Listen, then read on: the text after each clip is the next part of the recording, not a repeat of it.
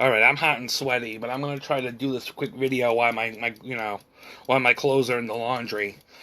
Um, so everybody knows that I talk about the fact that I was kind of blacklisted, or how people don't think I support culture or support what they do because I said I believe I'm a white guy and I believe in interracial relationships, and there's been a lot of issues and a lot of personal issues too, a lot of underhanded personal issues too with things, a lot of underhanded personal issues and things that have happened, and that have happened with Black Lives Matter in the cultural group, like the fact that several years when I first came to Torrington, I didn't really know anybody and stuff, and I had one friend in my mental health program that introduced me to this woman that happened to be pregnant, and she was black, and she ended up using me for several months and stuff like that. But apparently, there was a lot of shit that went down because of the fact that she decided to use me and make me out to be like a fuck boy when I'm really not a fuck boy, but she made me look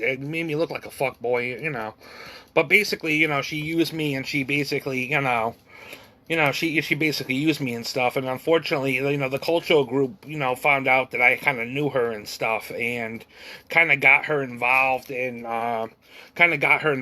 some of the cultural stuff, or at least invited her to some of the cultural stuff after they invited me. So she was there talking about a lot of the cultural stuff, and then they wanted to make me look bad because she would go up there and say something, and I would go up there and say something after her, and then they would make me kind of look bad for saying whatever I said because obviously I'm white and she's black, and she can say whatever the fuck she wants to say, and obviously I can't defend myself or speak my mind on my on my views. So I thought that was kind of wrong that they brought that woman there. I mean, obviously, she was obviously pregnant, and it obviously led to a lot of underhanded, almost legal issues and things that I heard about. I got out of my involvement out of a certain type of months. I got out of my involvement with that, but she used me for at least a couple of months on and off, like 3 in the morning or so. Let me sleep in her bed because I was completely tired, exhausted. This was the time when I was walking the streets at like 3 a.m. and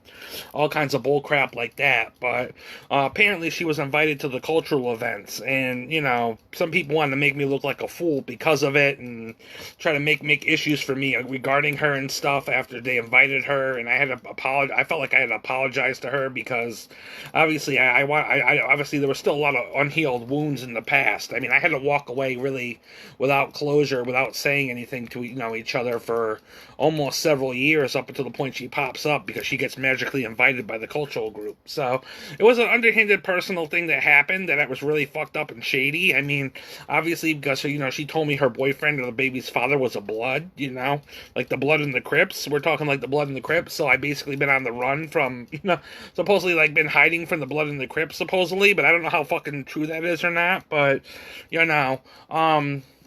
but she gets invited to the fucking cultural group. She gets invited to the fucking cultural group and all this bullshit because they find out stuff about me, and they find out what I'm up to and stuff, and want to get involved. So they handed me, and they made me look like a fool. And obviously the gallery owner didn't take very kindly to it. He obviously didn't like me very much. Regardless, I mean, some people liked me and stuff, but when it came to the black community, he was right there with them, and he didn't care if I looked like a fool or not. So the gallery owner kind of really was shady and stuff, when it came to stuff. And obviously he thinks Black Lives Matter was going to give him a name because he wanted to be more liberal about stuff. And of course, that black woman that I actually had relations with actually loved the gallery owner. She absolutely loved the gallery owner. She gave him a hug. She said thank you. But really, he's a really big piece of shit to me. He's a really big piece of shit to me, and they're inviting her, and obviously, I think they want to incite something to me, or at least they wanted to try to evoke something that I didn't think was actually right or okay. But that was one of the underhanded shit things that actually had happened. I mean, there's obviously a poem about that actual black woman that I've written, and actually what had happened. But regardless, I was trying to be a supporter of Black Lives Matter. I was trying to say Black Lives Matter. I mean, she was actually one of the people I had an interracial relationship with. Yes, it was an interracial relationship. Yes, it was probably sex or a complicated relationship, but it was still kind of something that I hoped to. At one point in time, in the back of my crazy psychotic mind, because I obviously was walking the streets and I probably wasn't in my right mind, thought that we were going to have a relationship or whatever, or at least it was something would evolve into a relationship, but really she was just using me for sex and kicking me out the door and inviting me back for her own fucking pleasures, you know? And she probably was, you know, sleeping with a bunch of other guys and stuff too at the same time, you know? She probably was sleeping with the guy that invited, you know, sleeping with the guy that, you know, introduced me to her, you know, and etc., you know? So she's probably sleeping around like a fucking dog, and, you know, then you know, obviously I'm made to look like an idiot or a creep or a weirdo, because, you know, at first she thought I was a creep and a weirdo, but yet she brought me back. She brought me back. She slept with me, and she slept with me for months. So, you know, I don't know. But it was underhanded. It was underhanded. But regardless, I'm a supporter of Black Lives Matter. Well, at least I was a supporter of Black Lives Matter.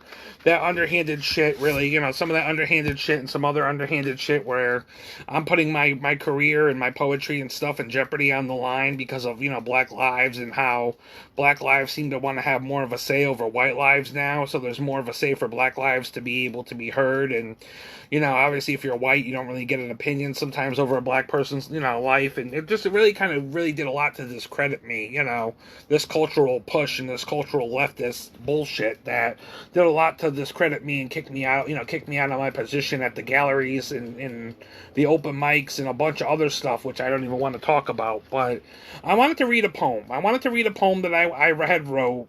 It was actually for Black Lives Matter. I'm not even gonna lie, this is actually what the video was supposed to be about, because I wanted to come on and read the poem I actually had written for Black Lives Matter, because I actually had written a poem for Black Lives Matter in my artistic career of getting published. I actually had written something and it actually was published.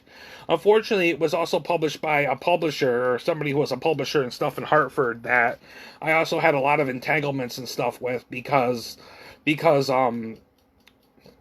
you know, she had ideologies that were black and stuff too, that were obviously causing us a lot of issues, especially when I really kind of liked her and stuff, and possibly wanted to see if there could be a relationship that bloomed and stuff like that. But obviously, you know, there was a lot of issues and stuff with that. So, but this is actually from Hartford's Lit Anthology and Journal. It's like one of my little last, you know, poetry books I was in. But I wrote this poem for Black Lives Matter called "Injustice, No Justice, No Peace" for Black Lives Matter. Injustice, no justice, no peace. Racism, recession, protest, rally, riot. Raise your voice, not one but many. The time is now. People have the power. Unite us, protect our families, protect our loved ones. Rise up and speak up against racism and hate. White privilege, no privilege. History is in the making. Is it yours for the taking? Rise up and take a stand. Lend your black brothers and sisters, sons, mother, daughters, fathers a hand. Let's protest racism in this land, protect others, and lend a helping hand. Which was my poem I had written out of my support for Black Lives Matter. You know, that was my poem I had written originally out of my situation for Black Lives Matter. And because obviously I really had a really big passionate heart for the black community and stuff like that, but apparently some people in the black community don't really respect or have the same heart or the same values of respect for me, or really want me, you know, in a position for them. So I've kind of had to learn my place as a white person and kind of say, okay, I'm not really supposed to be involved in too much, you know, black politics. But regardless, my point being is that, you know, I was once, you know, very much for Black Lives Matter, and that was a poem that I had written that would prove it. I was very much for Black Lives Matter. Am I for Black Lives Matter now? Not really. I'm not for any of the woke movement stuff. I don't really like the woke movement. I'm really not for, you know, all these agendas being pushed, all these money laundering agendas and things that are being pushed in, you know, Black Lives Matter, and the, you know, and how it's kind of affecting certain black people and stuff. And, you know, I don't believe in it. You know, I mean, I might believe in the sentence that Black lives should matter. Yes, but I mean, everybody should matter. Everybody should matter. The fact that, you know, some lives matter less than others is what's the problem with the world. world, you know? So black people should matter. I mean, I'm not going to sit there and say black people shouldn't matter when people say black lives should matter. But when people get into all this, movement and agenda shit, I can't deal with the woke movement and agenda shit because it causes a lot of issues. But I actually had wrote that poem for Black Lives Matter. It was something I had written and actually had published. It was actually something I had written and wrote, which I kind of kept hidden for a while. Even after some of the shady shit went down, I was still trying to really make my way and get involved with people who obviously probably didn't even really give a shit about me or really give a care, as they kind of said to me in a Facebook message. I don't really give a care. I don't have the time, nor do I give a fuck, nor do I care. So, obviously certain people just didn't give a fuck or care, but I did actually write a poem for Black Lives Matter, and I was obviously part of the Black Lives Matter movement. I can actually show you the shirts. I still have Black Lives Matter shirts and stuff, which I'm actually hoping to give to Goodwill, because I don't want to throw them out because somebody else will appreciate them. I mean, obviously, I'm not somebody who wants to just throw out my stuff. I mean, I'll pass it down second-handedly for somebody else to appreciate it, but I have Black Lives Matter shirts and stuff. I went through all my dresser drawers and got all my Black Lives Matter shirts and tank tops and stuff, and I'm putting them aside so I can bring them to Goodwill at some point, bring them to Goodwill and not have to worry about, wearing stuff like that again and be cursed out by, walking down the street and feeling like, why the fuck am I the only one being cursed out for, supporting Black Lives Matter? Where's all the, Nobody really supported me. It came to a time where I was supporting it way ahead of a lot of people. I was supporting Black Lives Matter ahead of a lot of people. And I was supporting Black Lives Matter ahead of a lot of people before it became very, very serious with like George Floyd and stuff. I was wearing the Black Lives Matter tank tops and buying some of the Black Lives Matter books and stuff and doing the research. But when it came time for the actual rallies and stuff and the arguments that happen between everybody in the rallies and the tensions and things, I just can do without. I don't want to make my mother feel like I have to be in an unsafe situation. I don't want to be in an unsafe situation. I don't want to have to go through arguments on my social media and make everybody look like a fool, make myself look like a fool, make whatever look like a fool. But I did very much believe in Black Lives Matter at one point. I'm not going to sit here and say that I wasn't trying to educate myself on the matter. I mean, I tried. I mean, I watched Joyanne Reed. I watched Reverend Al Sharpton. I watched all of that. I mean, there was a time I invested my time into all that. But am I going to continue? Probably not. Probably not, because I've come to terms that I'm a mutt. I'm a mutt because I'm a mixed heritage. I have a lot of mixed heritages, and that's kind of shown within my name and my first and last and middle name. It's shown that I'm from different heritages, but I'm a mutt, so I who knows? I mean, some people think I have some Brazilian in me. Some people think I'm from southern Portugal or Brazilian because of where my ancestry and kind of, my last name kind of has that Latin Italian origin, although people say it's more of a Latin from, Italian. So I don't know, but regardless, whatever it is, I mean, I'm living my life and I'm being me, but I just wanted to prove that, I wrote something for Black Lives Matter, and I was obviously once a supporter of Black Lives Matter, and I put my heart and soul into stuff, and I obviously was treated very poorly. I mean, obviously that black woman example is only one example out of many I could probably use. I mean, obviously, the arguments and fights online were about, me expressing my views and being them slightly different, where people are calling me a race traitor, or they're going to say I'm going to get beat down, or this or that, where it's supposed to be a peaceful movement, but that's not a peaceful movement, So Black Lives Matter is not something that really even appeals to me anymore as much as it once did. I mean, I spent years focusing on the black community and putting the black community sometimes even before myself. Sometimes I would put the black community before myself. I would put others before myself. Honestly, it helped me learn to really put myself before my culture before anybody else. I mean, some people might call it white privilege, but obviously some people thought it was more healing for me to do that for my own benefit, my own mental health, to put myself before I really start, getting involved in culturalist things that get really tricky and, whatever else you want to call it. But I don't want to go on forever. I mean, I put my laundry in the I put my laundry in the washer. There's only 10 minutes left, so I'm gonna have to get ready to go at some point. I'm gonna just grab myself a drink, you know. I wanted to speak on that and just read the poem because obviously, I mean, I don't think people realize I actually wrote a poem for Black Lives Matter in the time that I had a publishing career with some of the publishers. And a matter of fact, Hartford's Lit was one of the first publishers that I actually fell out with. It was one of the first publishers I actually fell out with because I actually wanted to, you know, romance one of the publishers that were one of my friends, that I wanted to romance them or I wanted to have a special connection with them and stuff like that. But she had, you know, these hardcore black ideologies and stuff like that were not working, you know, but that were causing issues between my ideologies as a white person that we kind of clashed. So I wasn't able to really, you know, romance her, and there was a lot of issues, and I ended up leaving, you know, leaving the situation of being involved with Hartford's Lit and, you know, and that. But the Black Lives Matter poem was one of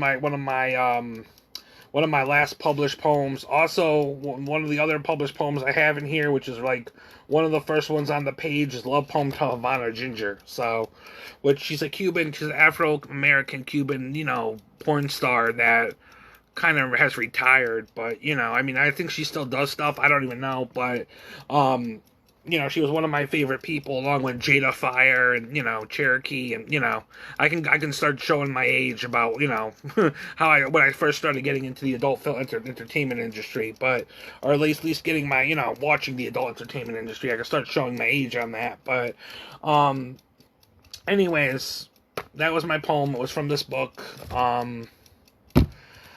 I don't know really what to say. I mean, am I going to go forward with Black Lives Matter? I mean, I still like black women. I still like the black community, but I really don't like the agendas being pushed in some of the movements and some of the things that are, you know, sweeping society and the nation. I mean, I know not every black woman is going to agree with it, and not every black woman's going to care. I mean, it's just a matter of trying to find somebody who is really open enough to really say, no, I don't really believe in that. I do believe in my culture. I do believe in, you know, the black family of society, but I don't really believe in the woke movement or what they're trying to push and stuff like that. But I mean, these days there's a huge cultural push. No matter where you are, there's just this huge cultural push that is sweeping society and causing people a lot of damage. I mean, imagine being a white person that wants to really support it and then really being told that, you know, you can't because you're, you know, we think of you this way or that way or etc. You know, I mean, obviously it's caused me a lot of mental distress in the past that I just need to really, you know, kind of walk away. But